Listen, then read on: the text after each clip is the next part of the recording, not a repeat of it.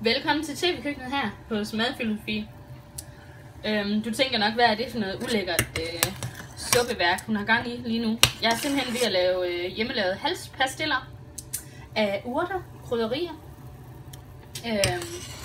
Så nu det er lidt et projekt, jeg har kastet mig ud i, og jeg har faktisk selv lavet lidt om på den her opskrift, som jeg har taget udgangspunkt i.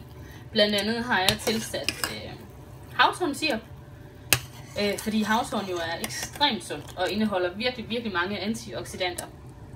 Og så har jeg tilsat rosmarin, fordi det også der er virkelig mange helbredende egenskaber i rosmarin. Så nu må vi se, hvordan det kommer til at gå, fordi det er faktisk ret meget havtornsirup, jeg har tilsat, og det virker. Det er meningen, det her det ligesom sådan skal koge ind til sådan en bolsjemasse. Men det virker rimelig tyndt lige nu.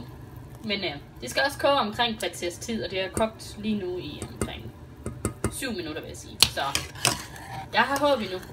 Det jeg har gjort, det er, at jeg har tilsat en kop vand, 2 spiseskefulde honning fra Læsse, noget fra brune bier, altså jeg tror det er lidt ligegyldigt, hvad for en honning man bruger. Så har jeg tilsat saften fra en halv citron.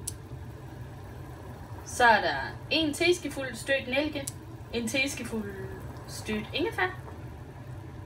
Så er der det her havtornsirup, og der har jeg tilsat lige knap en halv deciliter, vil jeg sige. Eller måske 4 spiseskefulde, det er lidt svært at sige. Den her havtornsirup kan du finde på min blog, der har jeg opskriften, hvis du skulle være i tvivl. Og så har jeg så tilsat de her stjerneanis også, og rosmarin. Og så er der tilsat 2 deciliter cirka sukker. Så nu må vi se, om det overhovedet bliver til pastiller. Tanken var egentlig lidt, at jeg gerne ville matche de her fra Ricola bolcher, de schweiziske urtebolcher, som I sikkert kan huske fra da I var børn. Jeg kan i hvert fald, jeg fik rigtig mange af dem her, og jeg synes altid de hjalp. Der er selvfølgelig ikke de samme ingredienser i mine pastiller.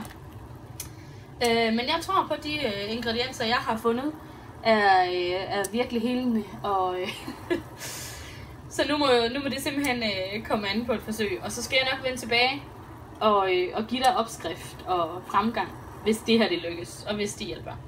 Ha' en god dag. Hej hej.